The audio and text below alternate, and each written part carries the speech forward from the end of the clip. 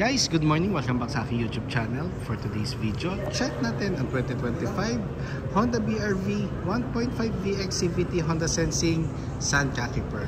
Guys, ito yung newest color ng ating Honda BR-V, and the same time, at the top of the line, kanyang price is 1,395,000 pesos. So turgo na kayo ngayon sa ating featured unit for today.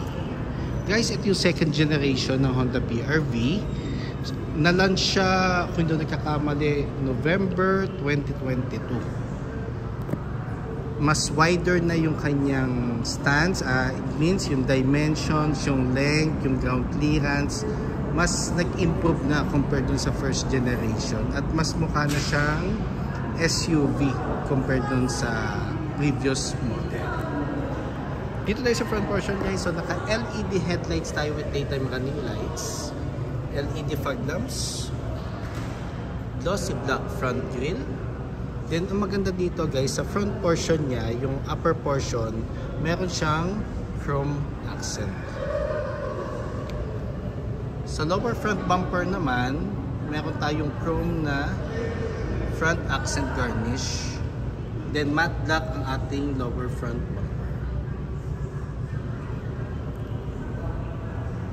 Pakita ko lang yung front portion ulit. So dito naman tayo sa engine, guys.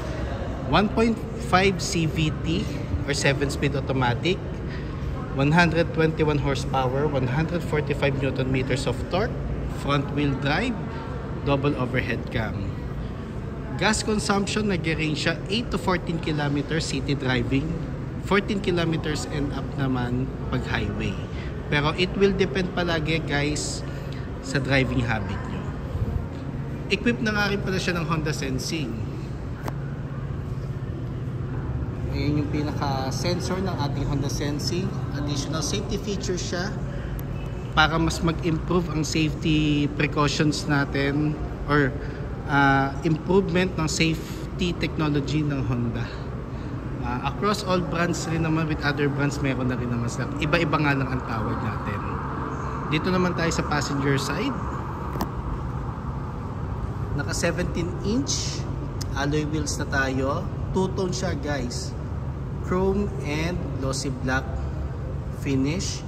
Then naka-ventilated disc ang ating front brakes. MacPherson strut ang ating suspension. Then 207mm ground clearance compared doon sa 201mm ng first generation. Then meron siyang chrome na side seal or side skirt para ma-distinguish natin kung top of the line siya or entry level. Kasi dun sa entry level, guys, sa S, ano siya, matte black. Then body color, side mirror cover. Nandito na rin ang ating side turning lights. Meron na rin siyang lane watch camera. Ang purpose nito is every time na mag-right turn ka, sa head unit ka na lang titingin. Pero for me kasi as a driver, mas reliable pa rin sa akin na tumingin sa side mirror. So kanya-kanyang ano naman yan, ways para kung paano mag-drive. Then naka chrome door handles na tayo. Smart entry na rin siya. Sa likod naman, guys, naka drum brake tayo. Then torsion beam ang ating suspension sa rear. Sa roof naman natin, naka shark fin antenna tayo, black body color. Then meron na tayong roof rail. May mga abang na dito, guys, kung just in case i-consider nyo magpalagay ng roof rack. Dito naman tayo sa back portion, guys. Naka LED taillights sa tayo.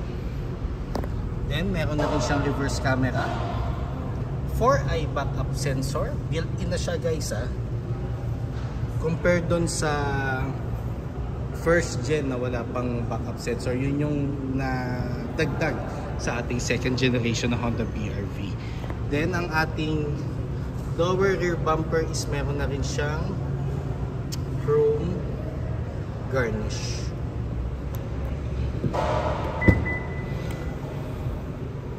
Dito naman na tayo, guys, sa ating compartment. ano na yung floor mats. Ayusin ko lang guys. Dito muna yung ating floor mats dito sa third row. So ito yung ating tonneau cover. Ang purpose nito tonneau cover guys, pag gusto nyong i-fold yung third row,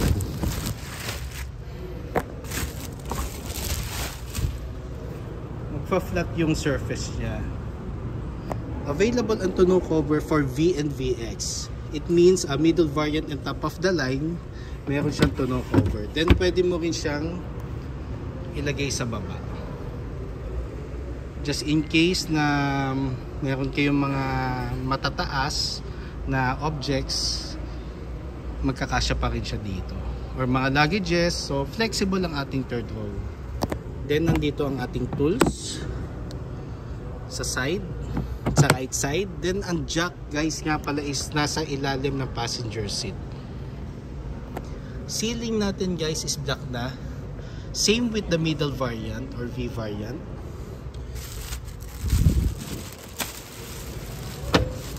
Then across all competitors niya with other brands, si BRV ang pinaka-powerful ng engines.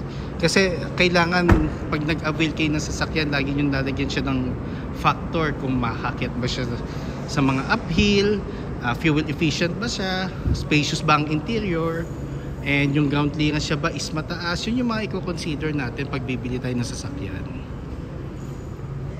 Then fuel tank capacity is 42 liters, unleaded. Pero kung higher octane ang gusto nila, kailangan i-maintain natin ng isang octane lang ang gagamitin. Kung premium, kailangan premium lang.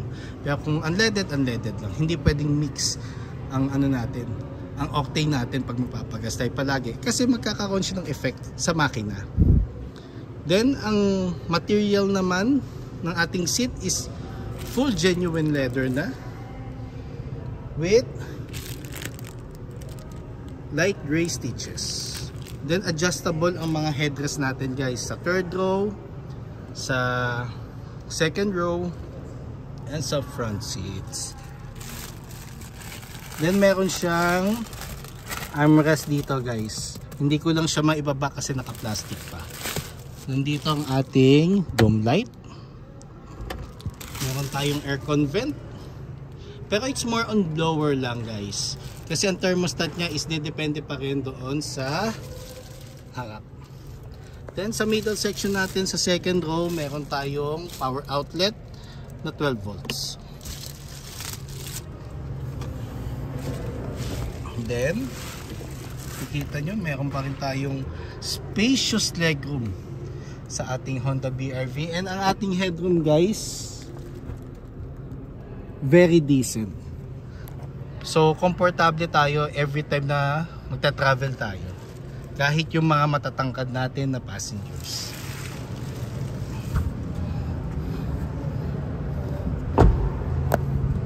Dito naman tayo sa front row. So dito tayo sa driver and passenger seat. Dito muna tayo sa door panel natin. Combination siya ng urethane and chrome accents. Ang button siya is nandito na lagi sa driver seat. Meron tayong power folding, adjustments ng side mirrors. Ito yung knob niya, central door lock, and window switches. PSI guide, normally 32 sa harap, 30 sa likod. Then ito na yung adjustment, height adjustment ng ating driver seat. Ang first generation kasi guys, wala siyang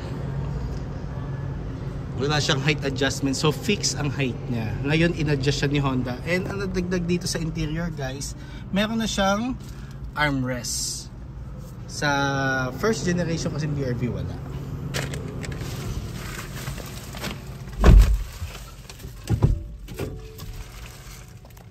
So ito yung ating welcome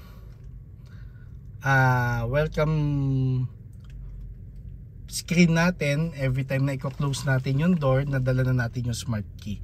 So colored na siya guys. Tandaan natin, pag equip ng Honda Sensing ang ating unit, ang ating digital panel is colored na. So ang panel natin is combination of analog and digital sa center. Pero yung lower variants niya, yung VNS, but black and color pa.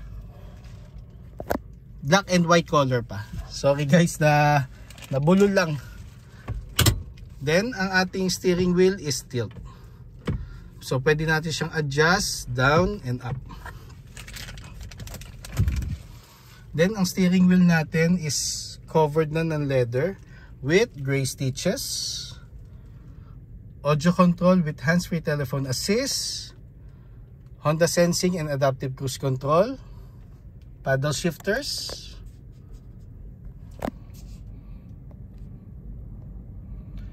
For the headlights and fog lamps. Then yung itong button na to guys, pag ito pinindot mo, mag-off yung lane watch camera. Yan yung purpose no, every time na mag-right turn ka, automatic sa head unit ka titingin. Pero may option siya na pwede mo siyang i-off. Then wiper. Smart key na siya guys ha. So push start button na siya. Then touchscreen audio unit with Apple CarPlay and Android Auto Ready. Via cord pa siya guys, hindi pa siya wireless. Aircon buttons natin, thermostat, fan, on and off, and other buttons natin nandiyan na rin. Sa baba ng buttons natin, mayroon tayong dalawang USB for mirroring and charging, and power outlet. 2 cup holders. Transmission natin, park, reverse, neutral, drive, and sports mode.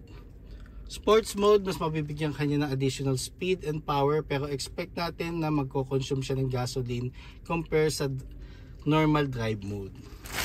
Parking brake natin is handbrake. So kung mag-handbrake tayo guys, yung pinakamataas. Para just in case na medyo incline ang ating pagpaparkan, wala siyang tendency na mag-move or gumalaw. Then, glove box. Passenger seat. Then ang dashboard natin is urethane, leather, glossy black, and chrome accents.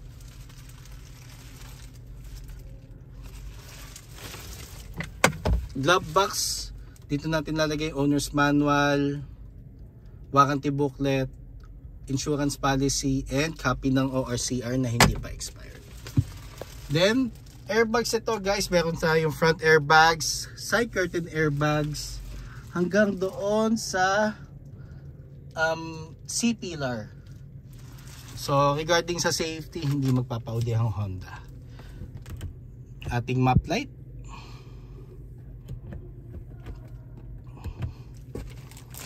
Then, ang ating visors with mirror na.